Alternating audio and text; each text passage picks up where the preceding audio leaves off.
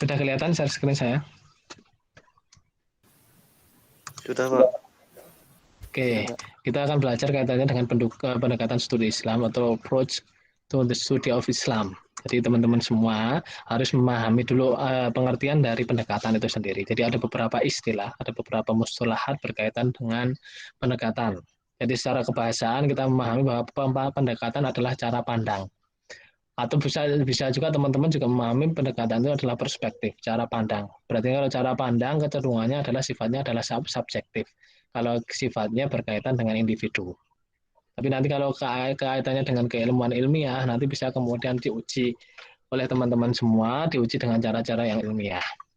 Yang kedua adalah mendekat atau cara menjelaskan paradigma. Jadi cara saya menjelaskan, cara saya memahami terhadap suatu hal itu dikatakan sebagai sebuah pendekatan. Diartikan juga dengan kajian atau disiplin ilmu tertentu. Jadi seandainya kita memahami Al-Quran dengan pendekatan psikologi, berarti ayat-ayat yang berkaitan dengan psikologi itu kita keluarkan semua, kemudian kita pahami dengan perspektif psikologis. Atau seandainya contoh ayat-ayat Al-Quran dengan pendekatan historis. Contoh, berarti kita harus kemudian mengeluarkan ayat-ayat Al-Quran berkaitan dengan hal-hal yang sifatnya historis.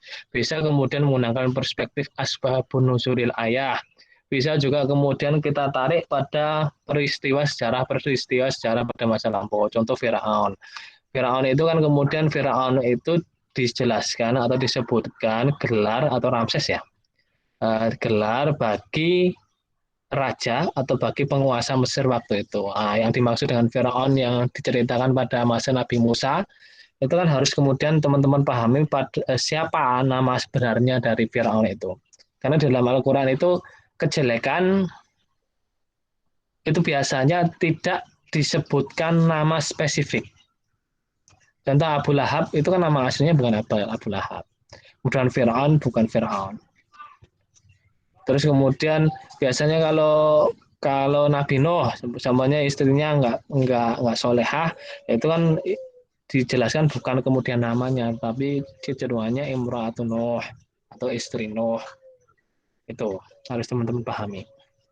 Terus kemudian, jadi pendekatan itu juga memiliki muradif atau memiliki kesamaan atau sinonim dengan kata madkhal.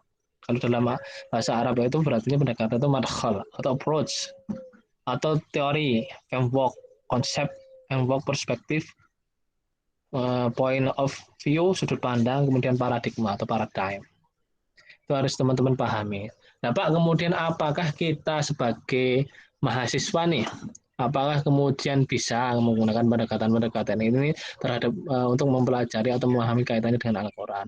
Ya, teman-teman semua harus kemudian kuatkan dulu imannya, kemudian kuatkan dulu wawasannya atau luaskan dulu wawasannya dan kemudian studi berkaitan dengan Islamnya terlebih dahulu. Kadang-kadang ada teman-teman yang kemudian pemikirannya agak ke barat-baratan, kemudian ya kadang menggunakan perspektif barat untuk memahami ajaran-ajaran Al-Quran. Enggak seperti itu.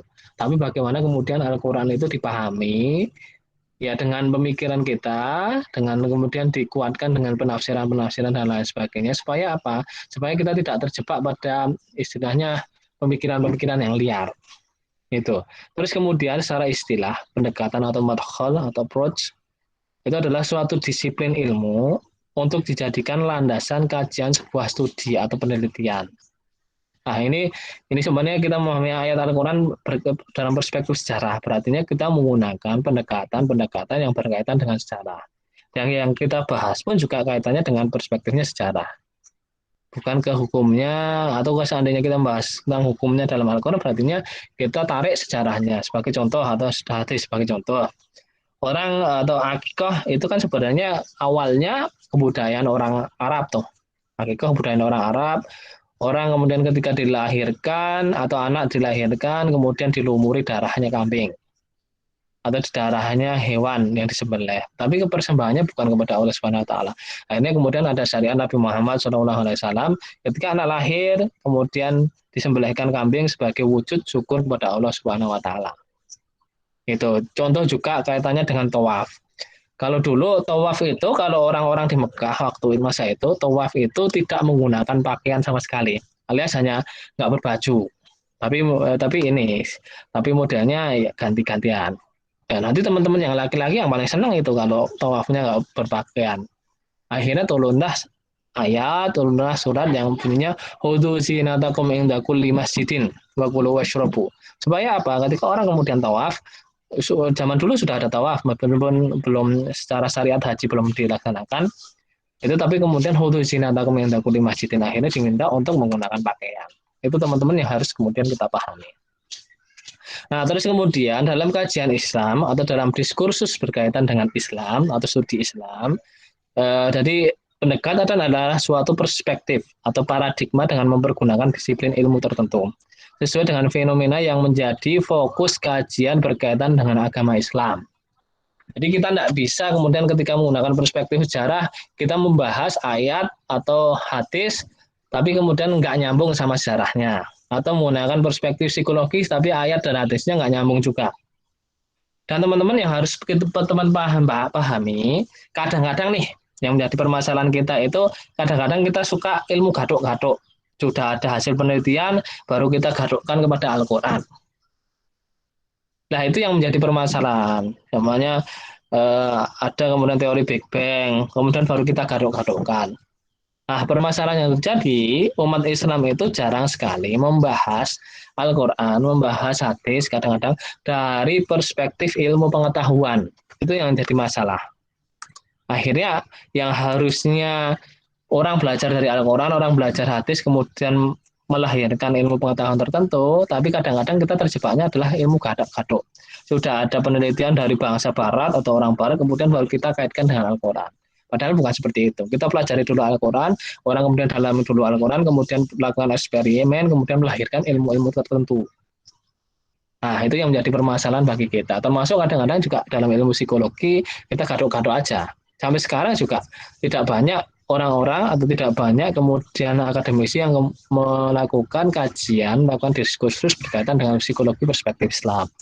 Atau juga mungkin perkembangan anak dalam perspektif Islam. Itu kadang-kadang juga, kecuali Al-Ghazali juga salah satu orang yang kemudian konsen dalam bidang itu juga menjelaskan beberapa marhalah. Nah, kita juga jarang melakukan eksperimen itu, teman-teman. Itu ya. Terus kemudian kita masuk ke slide yang ketiga. Nah, kaitannya dengan definisi Islam tersendiri. Jadi pendekatan sudah kita pahami, kaitannya studi, kita menggunakan paradigma pemahaman tertentu dalam memahami salah satu tema dalam ajaran Islam. Nah, kalau kita belajar tentang Islam sendiri, contohnya tadi, contoh kalau kita hari ini masih kemudian pandemi, maka kemudian paradigma perspektifnya kan menegakkan perspektif kedokteran. Termasuk nanti hadis-hadis yang kaitannya dengan wabah, kemudian hadis-hadis kaitannya dengan penyakit, itu kan harus dikeluarkan semua. Termasuk otoritas dokter juga menjadi bagian dari perkembangan atau dinamika hukum Islam. Teman-teman harus paham itu. Nah, terus kemudian kaitannya dengan Islam nih, baru kita masuk ke ini ya, etimologi dulu ya. Yang pertama, salima berasa memiliki arti tunduk, selamat, berserah diri, atau aslama tunduk berserah, salima bersih suci, salim bersih suci. Jadi intinya Islam itu merupakan secara kebahasaan ya, merupakan agama yang mengajarkan seorang untuk tunduk, memberikan keselamatan bagi diri sendiri kepada orang lain maupun berserah diri kepada Allah Subhanahu wa taala. Itulah kemudian istilah dari Islam. Nah, kemudian secara istilah seperti apa? Nah, kita harus memahami atau mendalami dari perspektif mana dulu. Kalau Islam itu dari perspektif umum, berartinya Islam itu merupakan agama yang diturunkan Allah atau yang disyariatkan Allah kepada nabi-nabi sejak Nabi Adam alaihissalam sampai dengan Nabi Muhammad alaihissalam. Itu kalau secara umum. Tapi kalau secara spesifik, berarti ini agama Islam yang diturunkan Allah kepada Nabi Muhammad yang meliputi akidah, syariat, ibadah, kemudian akidah, syariat, ibadah, akhlak, muamalah, dan lain sebagainya. Atau agama yang memang secara spesifik dibawa oleh Nabi Muhammad SAW. Itu yang harus teman-teman pahami. Atau kemudian dalam istilah lain adalah Islam adalah berserah diri kepada Allah. Dengan apa? Dengan mengesahkan, tunduk, patuh, menjalankan semua syariat atau menjalankan semua hitabullah. Istina bunawahihi, berarti dia menjauhi segala larangannya dan melaksanakan wal imtisalu biawamirihi dan melaksanakan segala perintah-perintah Allah Subhanahu wa taala. Nah, kalau perspektifnya Muhammadiyah apa? Perspektif Muhammadiyah ada dua.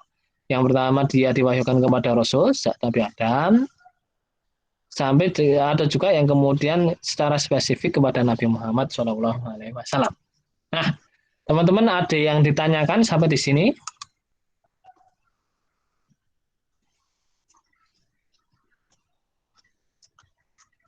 Halo, Mohon maaf Pak, silakan. untuk penjelasannya terlalu cepat, jadi kami yang Oke, merangkum agak ketinggalan. Mungkin nanti oke, PPT-nya bisa oke. di-share ya Pak ya.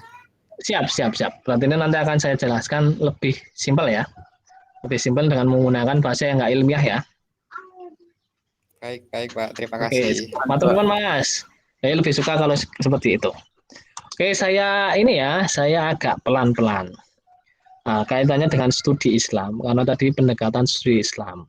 Namanya diskursus itu harus selain kemudian menggunakan pendekatan-pendekatan ilmiah, itu juga harus karena studi Islam menggunakan dasar-dasar yang berkaitan dengan Al-Quran dan hadis. Lah Pak, kita itu kan kadang-kadang terjebak terlalu ilmiah banget. Kadang-kadang terjebak juga terlalu namanya apa ya? Terlalu normatif banget. Nah, dua hal itu harus kemudian nanti kita pahami dengan nalar epistemologi, tapi enggak sekarang kita bahasnya. Jadi kalau kaitannya dengan studi Islam, itu artinya mempelajari, mengkaji, mendalami, dan mentelaah.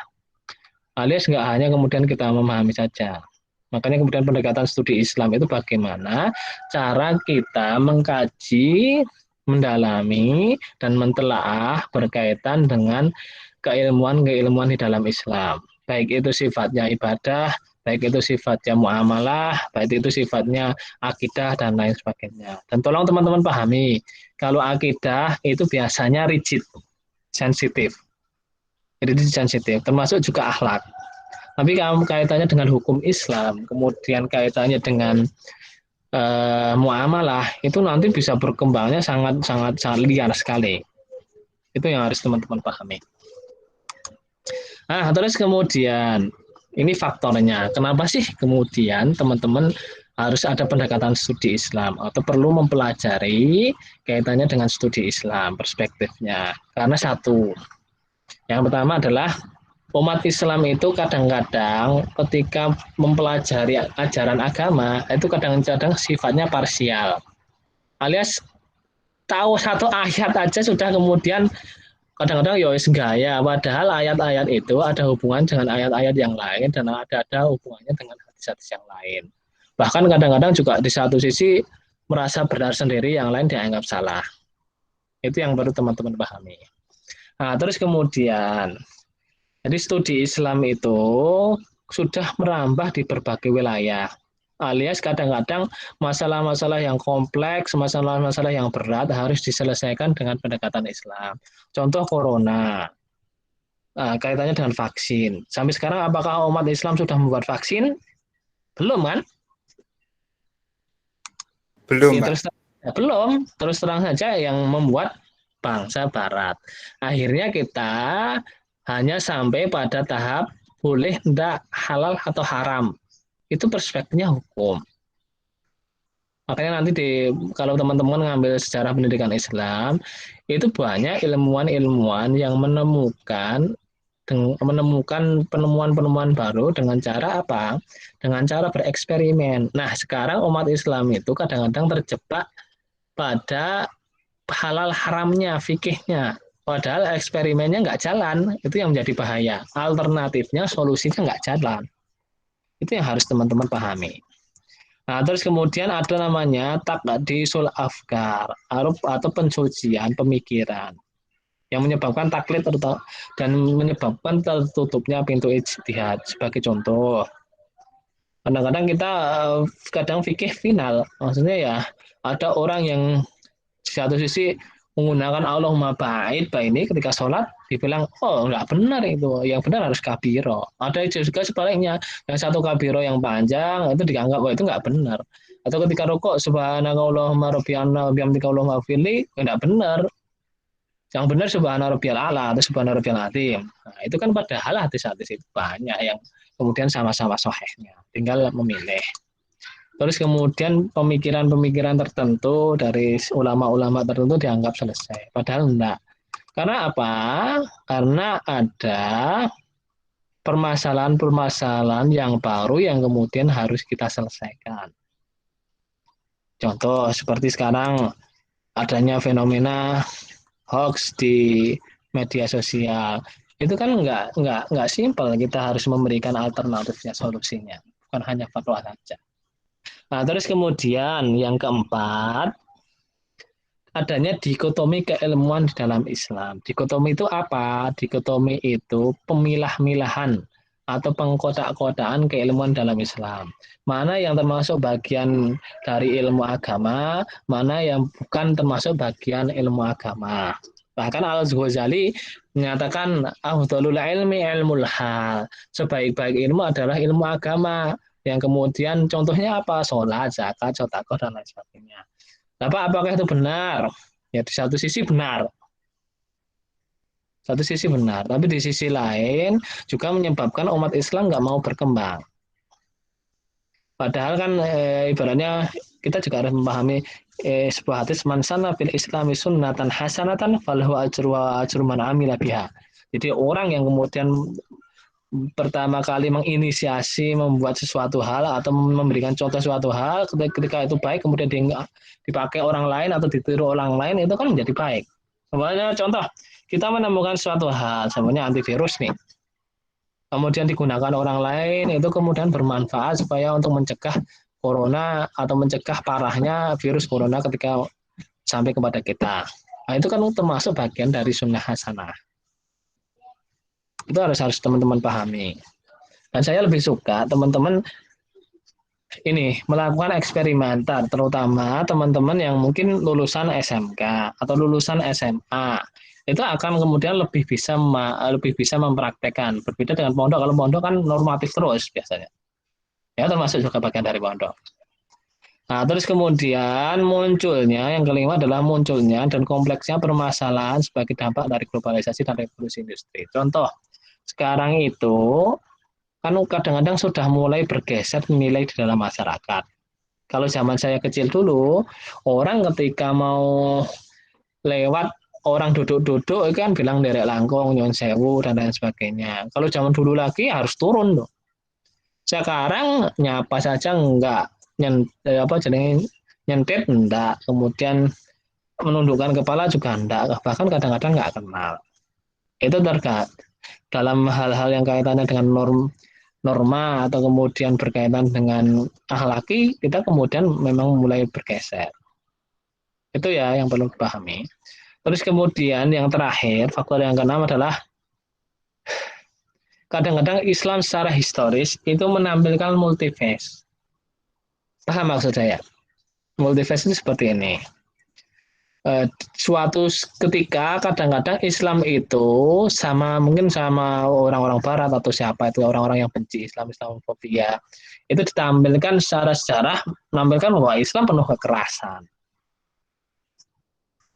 Kadang-kadang kan ditampilkan seperti itu. Padahal masa itu semua agama juga berperang.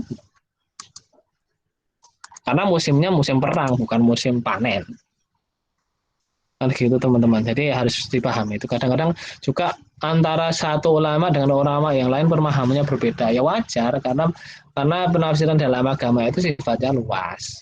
Makanya kemudian perlu ada musyawarah, ada kemudian ijma dan lain sebagainya yang harus dipegang oleh umat Islam sendiri. Nah, kemudian yang terakhir, kita kaitannya dengan macam ragam kaitannya dengan pendekatan. Jadi agama Islam itu bisa dilihat dari perspektif filosofis. Ada istilah khudhil hikmah min ayyi wijahin kharajat. Jadi kadang-kadang kita harus mengambil hikmah kebijakan dari semua permasalahan. baik permasalahan yang baik, permasalahan yang buruk, permasalahan yang nggak jelas juga, kita juga harus kemudian menggunakan perspektifnya filosofis.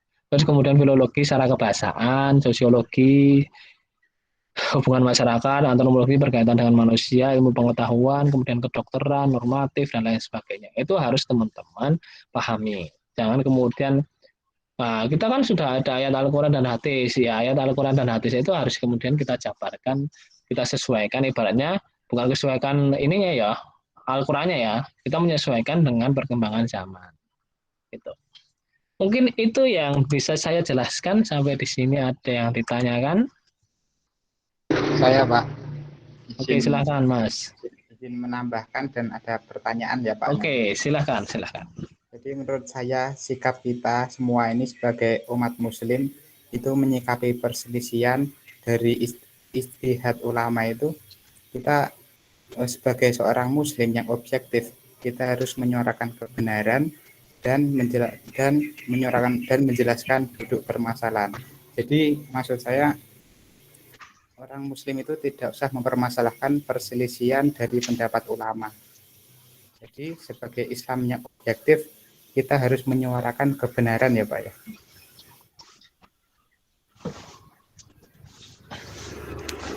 Itu udah, ada lagi? Udah, itu. Kemudian pertanyaan saya di era sekarang ini, Islam itu harus menyesuaikan era atau budaya yang ada, atau budaya harus dirubah menjadi syariat Islam? Oke, terima kasih Mas. Tadi Mas Afif ya, Mas Afif, terima kasih kami sampaikan.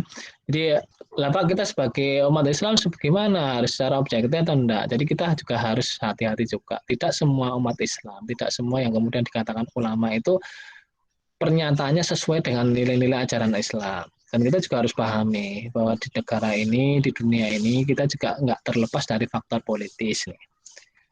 Faktor politis. Ada yang kemudian mendukung perintah, kemudian menggunakan segala sesuatu, yang kemudian menggunakan segala cara. Ada yang kemudian mendukung pemerintah dengan mengingatkan dan lain sebagainya. Jadi fatwa-fatwa itu juga kemudian harus teman-teman filter. Apakah ini latar belakangnya politik atau latar belakangnya untuk memperkaya diri sendiri? Bisa tuh, ada juga. Atau memang latar belakangnya pure. Nah, teman-teman harus memahami itu. Makanya kemudian kita lihat dari lembaga-lembaga kredibel yang memang bisa memberikan fatwa yang sifatnya mendekati pada taraf objektif. Contoh di Muhammadiyah Majelis Tarjihnya. Kemudian di NU Bahsul Masailnya. Kemudian MUI juga ada, kemudian Persis juga ada. Itu merupakan lembaga-lembaga yang kecenderungannya memiliki kredibilitas. Ya, kalau kita di Wadah ya kembali kepada majelis tarjihnya. Kemarin majelis tarjih juga kemudian memfatwakan bahwa sholat Jumat online tidak sesuai. Itu kan karena ya kajian-kajian yang menggunakan beberapa nalar epistemologi itu. Itu Mas Afif. Terus kemudian di era seperti ini nih, kira-kira Islam yang menyesuaikan kebudayaan atau kebudayaan yang menyesuaikan yang harus diislamisasi, ya semuanya berjalan dengan beriringan. Sebagai contoh, kan ada memang kebudayaan, namanya kalau di dalam Islam itu namanya al-urf. Urf itu kebiasaan di dalam masyarakat. Nah, urf itu terbagi menjadi dua. Yang pertama adalah al-urful fasid, itu adalah yang dianggap kebiasaan-kebiasaan di masyarakat yang dianggap tidak sesuai dengan ajaran Islam. Adapun yang kedua adalah al-urfus sahih atau soleh.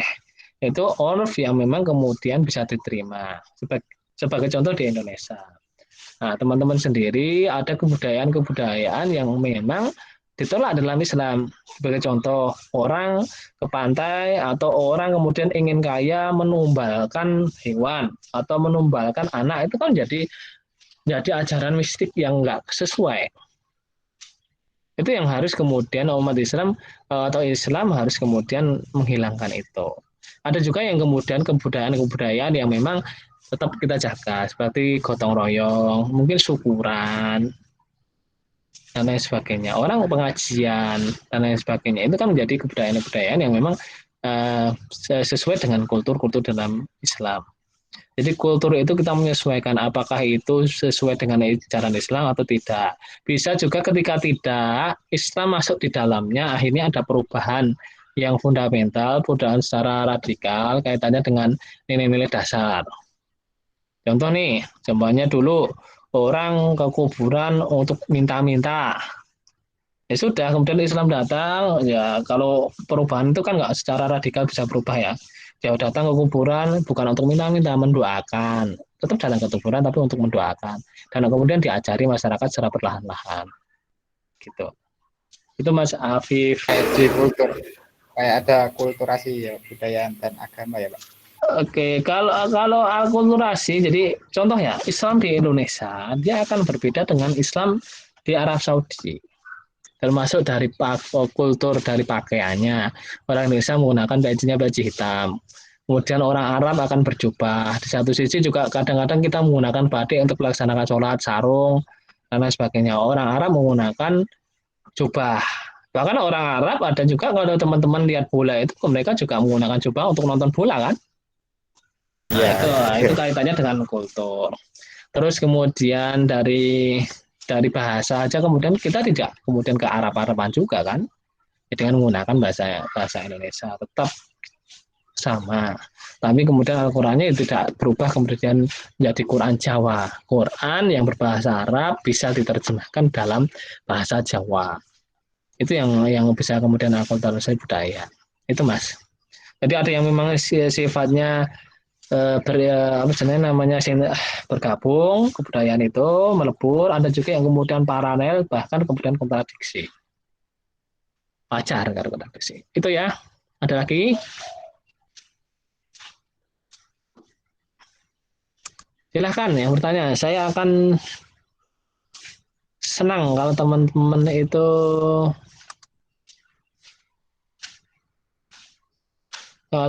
itu bertanya.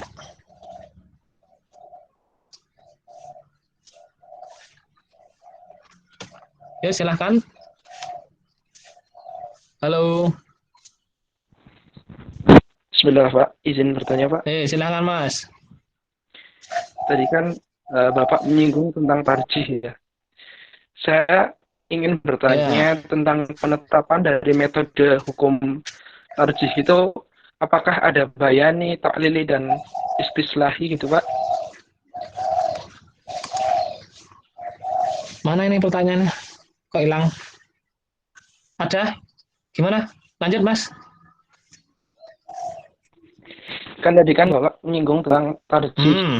Nah, yang saya tanyakan adalah dalam metode penetapan hukum tarjih itu apakah ada seperti bayani, istislahi, dan taklili begitu Pak? Oke.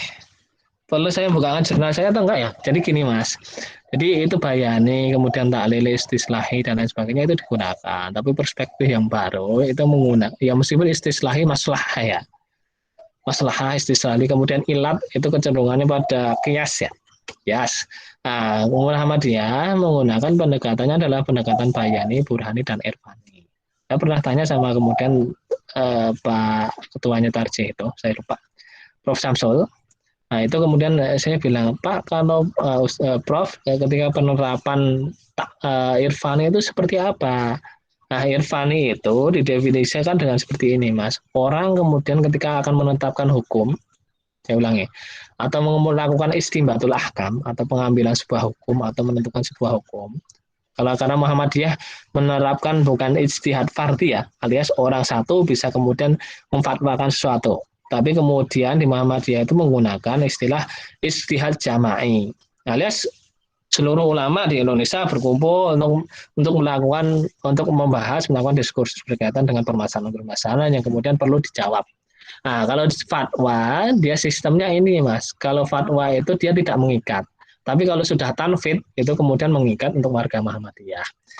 Kalau irfani gini, irfani itu bagaimana supaya orang-orang yang kemudian memiliki kompetensi di dalam menentukan hukum karena dengan ijtihad jama'i itu sebisa mungkin hatinya bersih, tidak ada noda di dalamnya, alias keimanannya kuat dan lain sebagainya. Supaya apa? Supaya kalau orang bertakwa itu kan wattaqullah wa yu'allimukumullah. Jadi apa yang diputuskan itu sesuai Dan atau yang diputuskan itu tidak terpengaruh oleh mungkin unsur politik, mungkin unsur pengen pengen ini sendiri, pengen terkenal dan lain sebagainya. Enggak. Nah, terus kemudian kalau pendekatan Bayani, Burhani, itu nanti akan saya jelaskan di kayaknya pertemuan ketiga atau pertemuan keempat. Nanti ada sendiri. Kalau Bayani dia orang kemudian bisa memahami teks kemudian mengambil, atau kemudian orang kemudian mengambil teks tanpa memahami maknanya. Jadi langsungnya seperti itu. Atau kemudian mengambil modelnya istislahi, mengambil kaidah umum dari teks kemudian diterapkan dalam suatu permasalahan untuk maslahah. Itu. Jadi Mas Karum Burhani juga menggunakan penelitian-penelitian termasuk juga melibatkan ketika contoh corona nih. Ketika corona itu memfatwakan sesuatu, itu kan otoritas ulama kan perlu bantuan dari dokter, kemudian mungkin dokter, ahli analis kesehatan, kemudian ahli kesehatan dan lain sebagainya, ahli pandemi, itu kan juga perlu diterapkan. Maka kemudian para ulama kemudian menggandeng dokter-dokter, menggandeng orang yang ahli dalam kaitannya dengan pandemi. Itu Mas. Baik, Pak. Tetap menggunakan istilah dan oke. Yang lain silahkan.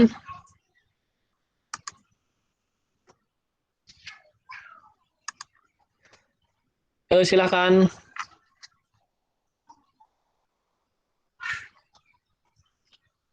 Halo, silakan yang lain. Kalau nggak ada, saya cukupkan ya. Karena saya belum ke kampus nih, mau ke kampus juga nih.